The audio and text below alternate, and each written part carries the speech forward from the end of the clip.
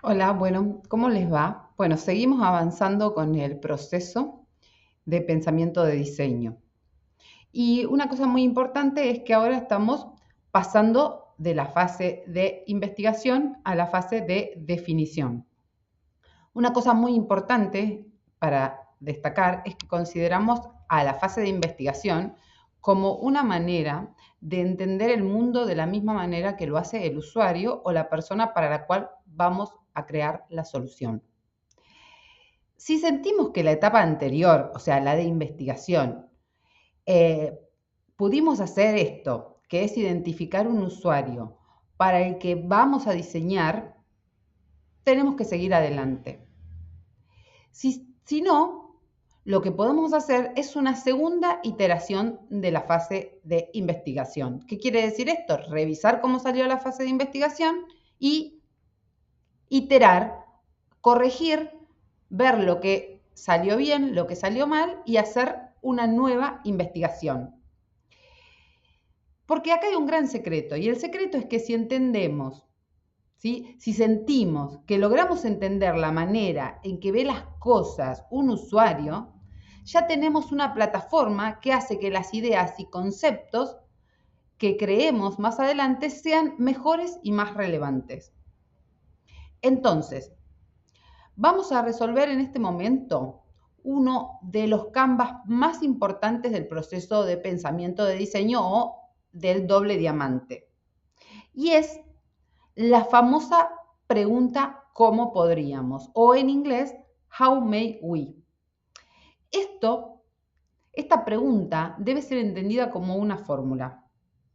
Así como en la matemática o en la química o en la física, hay fórmulas, ¿sí? Y cada fórmula cumple un objetivo, o sea, sirve para resolver una parte del problema. En las estructuras liberadoras, en el pensamiento de diseño, ¿sí? Existen canvas que cumplen una función que podría ser asimilable, ¿sí? Por ejemplo, si yo tengo una estructura matemática como esta, es una fórmula, ¿no? Que es la hipotenusa es igual a la suma del cuadrado de los catetos.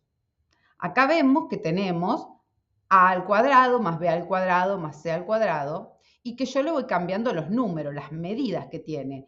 A vale 3 al cuadrado, b vale 4 y c obviamente vale 5 al cuadrado. Y así me va dando el resultado. Los números pueden cambiar, pero la fórmula que nos ayuda a llegar al resultado es siempre la misma. En este caso, en la pregunta ¿cómo podríamos? Se puede entender como una fórmula, ¿sí? Esta fórmula, el Canvas, tiene tres partes fundamentales, ¿sí?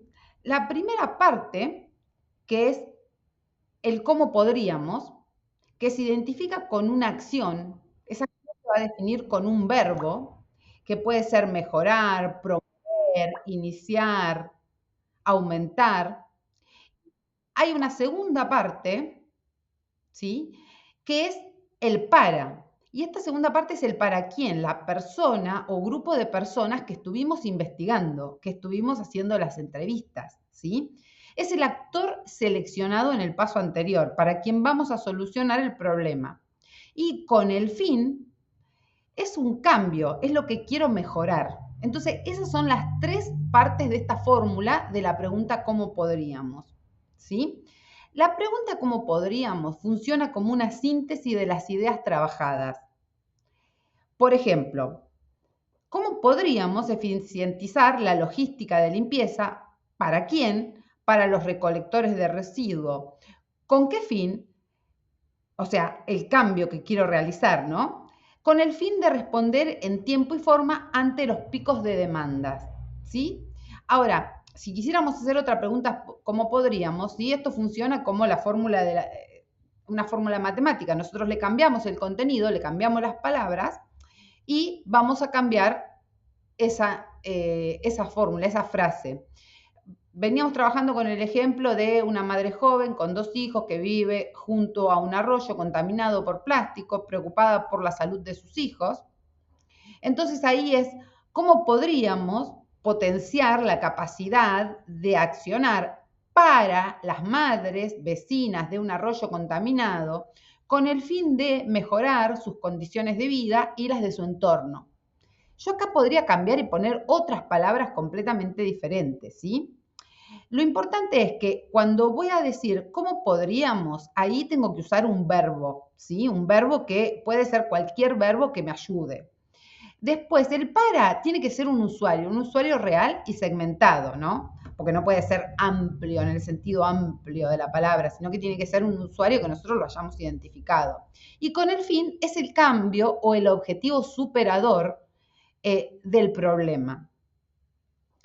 Yo les voy a contar algunas cosas que son importantes. Al definir una frase como podríamos, estamos creando una guía que orienta nuestro enfoque hacia el objetivo que queremos lograr sin anticipar la solución.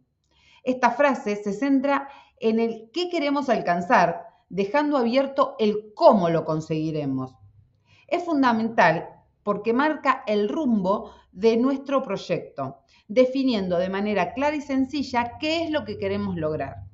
Una buena frase como podríamos plantea un desafío que, aunque amplio, debe estar lo suficientemente acotado para permitir al equipo trabajar y explorar soluciones dentro de un periodo de tiempo razonable. Además, debe abordar un problema relevante, algo que tenga un impacto significativo, ya sea social, cultural, económico, ambiental. Idealmente, ese impacto debería ser medible para evaluar el éxito de nuestro diseño. Es crucial que esta frase especifique a quiénes vamos a ayudar y qué impacto esperamos lograr.